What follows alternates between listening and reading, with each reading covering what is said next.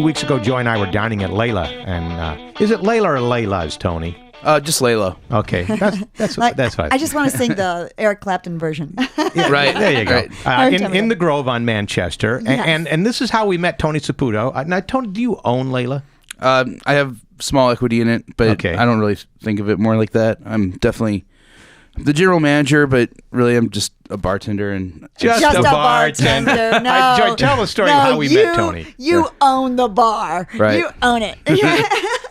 Well, we kept asking because I was looking at the drink menu and it was so creative, and there were some things that were made in house that were very intriguing. So I kept asking the servers, "Well, what's this and what's this?" and you know, digging deeper and deeper, and finally he comes out. Yeah, and so we meet Tony, the man Yes. who mixed these drinks, but he's not just a bartender. He happens to be the St. Louis chapter president of the United States Bartenders Guild. Yes. So So that's he's very like impressive. somebody. So Right. if you're a bar and you want to be in the Bartenders Guild, what do you have to do? all you have to do is go to usbg.org and sign up. It takes us about 2 weeks for us to like regionally process you, pretty much because this is a whole program ran off of volunteers. So, and most of them are bartenders. So organization's not Yeah. really the best thing ever, but 'cause most not the best bartenders thing ever. are pretty. The important thing is you get together and drink, Yeah. right? But we. What do you do once you're a member? I mean, what are the advantages to being a member? Why would you want? We bring in a lot of different people from suppliers. So, we had Jason Cosmas from the 86 Company. I don't know if you've ever seen Hey Bartender, but he was one of the owners of Employees Only, which is the bar that they kind of surround that whole, I guess, documentary, if you want to call it, around. And, Ryan Maybe, whose shirt I'm wearing, he's the creator of... he's the creator of Rieger's Whiskey up in Kansas City, and he comes in and does we do lunch and learns, or we'll just we do a happy hour every month just to show some camaraderie, and then also we do member meetings every month. And the cool thing about the member meeting, generally I just tell them oh, this is how we're fundraising and this and that, and I'll get back to why we actually do fundraising. You must have some great fundraisers. Well, as far as you can remember. Everybody drinks, so it's a lot easier to get sponsors. Now there was a thing with markets. you and the guy from Good Pie, Jeffrey Mall. Yeah, Jeffrey Mall. That was in RFT, where they were looking for the good mixologists, good bartenders. I think they were just trying to see how many cuss words I could put in an article. Is that what it was? You did pretty good on that. You did pretty good on that.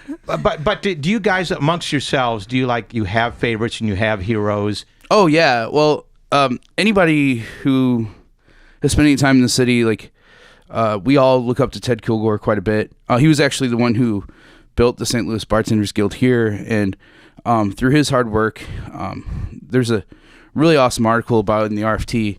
But through his hard work, he really kind of paved the way for us, and my job would be a lot harder without him. What's the difference between a bartender and mixologist?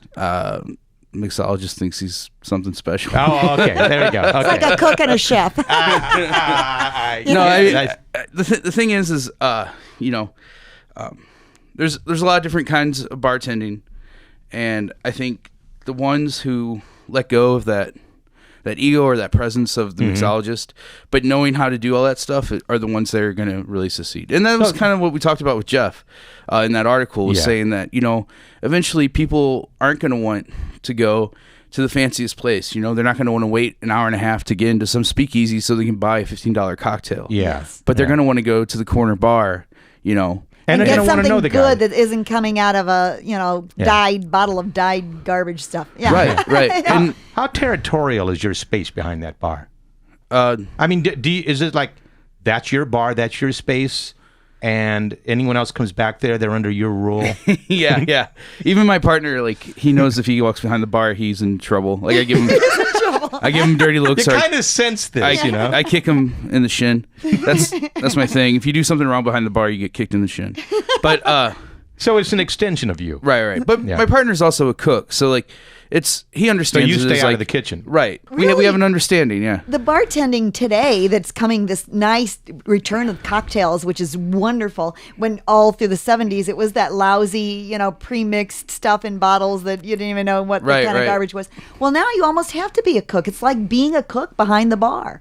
You have fresh. Thus the term mixologist. Yeah, There you yeah. go. Right. It is, but sometimes every once in a while at Moonrise Hotel, because I came from there, I worked for Joe Edwards for over 7 years, but there'd be some days. I mean, that place just has to run, and there'd be days where a cook didn't show up, and so I'd be like, well, I understand cooking. I guess I can cook, and Okay. I can't cook in an industrial kitchen. As a person into drinks and into drinking, Yeah. let's just throw some names out there like Sanctuaria. Okay. Thumbs up, thumbs down. Oh, boy. Just give us your impression of. Sanctuary is going through a lot right now, and they actually have one of the best staffs they've had there since the opening staff. Back in the day when it was Matt Sider and Joel Clark and Ryan and Tim, they had something really magical there, and that doesn't happen very often, but when it does, people they can feel and it. people connected to it, and they're still trying to figure out that formula again. Okay, Planner's House. Same thing happens in radio. Right. Yeah, right, but Planner's House. Yes. Planner's House is great. It's my home away from Yeah, home. well, Okay, that's Ted, right? Right, Okay. it's Ted. And yeah. what about Taste? Taste is awesome. Joel and Kyle do a really great job there. Actually, when I over Planner's House, because I think Ted's has a very specific palate, and I take when I'm training bartenders, I take them to Taste one night, and I explain. There's a couple like key cocktails on there where it shows not only like a great drink but dynamic, which is something that I think a lot of people don't What really does that think about. mean, dynamic? Well, like the presentation or the. it's almost like a texture within the drink. So it's based off like the viscosity and how much acid or fat is in a cocktail. But even some whiskeys will do this to where it starts off, something that can completely change from within a taste to where you have like this really The molecular structure is altered? right. The really light start, the really light start with a nice big medium body, and then like and the good smooth finish or yes. and thinking about like even after you drink, like breathing out in your mouth and like what you're expressing there. If you're new at it and you want to get out and learn about cocktails, what's the best bar to go to in St. Louis just to learn? Not to make You're really them, putting to him make on the them, but spot. No. people walking and go, I don't know anything about But drinks. you are the I- president. Yes. Right. Who's going to take the time? Who's going to take the time and tell you something about a drink that you order? Well, if they have time, I love talking it's about it. usually because they're not so busy. He's being modest because Yeah. he's the answer. Right. Layla Yeah. would be the answer.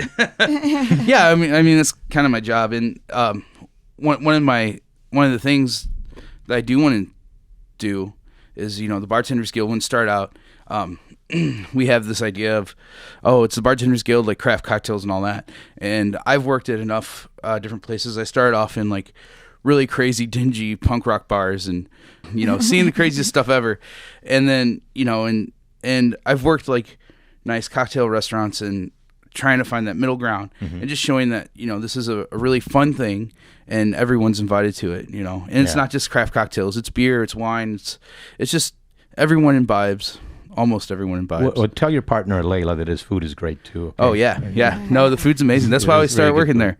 I came in for a burger and I was like, I think I'm You not don't even expect joking. a burger there, but you'll get a burger there. But It's you'll also like get totally upscale and different burgers right. and shakes and very stuff. much yeah. so. Yeah. Tony, thank you so much, and we'll see you at Layla's. Thank you for coming. Thank in. you so much. Thank you. It's so good to have you. And this segment is made possible through the generosity of Nighthawk Security. They're locally owned and monitored here in St. Louis since 1974.